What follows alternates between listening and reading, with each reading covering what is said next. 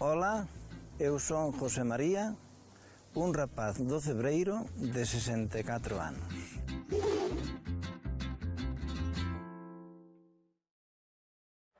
Estamos no Cebreiro, e hoxe no Cebreiro están en festas.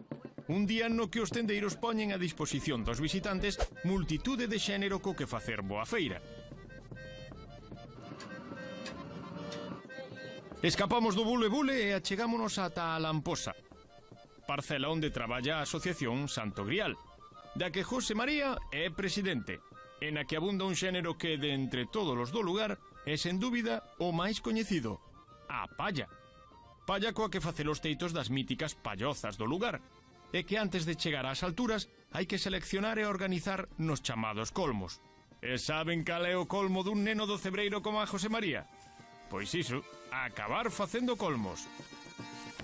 Vamos facer un colmo, se vos parece, para ver o proceso de como se fabrica ou se prepara a palla para teitar as nosas queridas casas pallozas que ainda conservamos no Cebreiro. E entonces o colmo é algo imprescindible para as nosas casas e para as nosas vidas. O que vamos facer agora é un oficio e unha tarefa que pode ter, pois, 2000 anos, 3000, o que queiramos poñerlle. E xa con certeza sabemos que no século IX o Cebreiro xa existía. Na Lamposa teñen toda unha máquina do tempo. Sí, xa verán cando prenda, como un é quen de viaxar atrás polo menos unhas cantas décadas. O seu nome correcto é máquina de mallar, e das súas características sabe ben Manolo, compañeiro de José María na asociación. É do ano 78, bueno, pois foi unha cousas pioneras aquí para a xente da zona, porque antes había unha degrañadora, despois tiñan que apartar toda a palla a mau, volver limpar, o sea, un traballo increíble.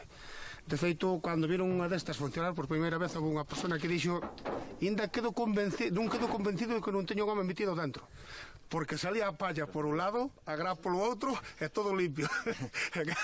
Dicía que lle parecía imposible que a mesma máquina dera feito todo o proceso de mallar e sacarse a gra limpia. Agardemos que dentro non haxa home ningún, porque unha vez que a máquina se pon en funcionamento, de habelo dame a min que o fulano ia sair, pois iso, realmente maiado. Vexamos como funciona esta maravilla da tecnoloxía antiga. Bueno, pois isto é a máquina de mallar, o que podíamos dicir a sucesora daquel equipo de tres, que era o motor, a máquina de granadora e despois a limpadora. O sea que foi un auténtico desarrollo e un auténtico avance na industria, digamos así, do centeo e dos cereais. Para un neno do Cebreiro como a José María, sobre todo un neno como a él, o que xa adornan 64 anos, escoitar esta máquina e escolmar lembranzas é prácticamente o mesmo. Isto é recordar a infancia, recordar todos os anos que sempre se mallou.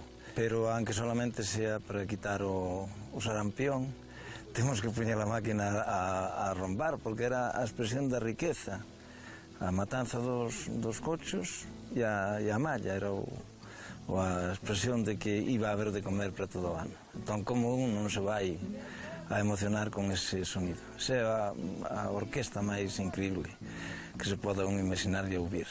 Se eu cando vaya para lá, que espero quedarme aquí moito tempo, hei de pedir que, bueno, ou se non no enterro, pois que houbera unha máquina de mallar tamén para cando me despidan ou me despideu deles. Sería unha boa escena.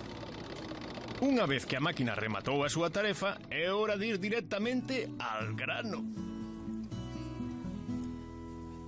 Antiguamente decíase ir al grano, como despreciando a palla, e agora nos dedicámonos á palla e ao grau, pois é, con todos os respetos, que se aproveita, por suposto, pois é un subproduto.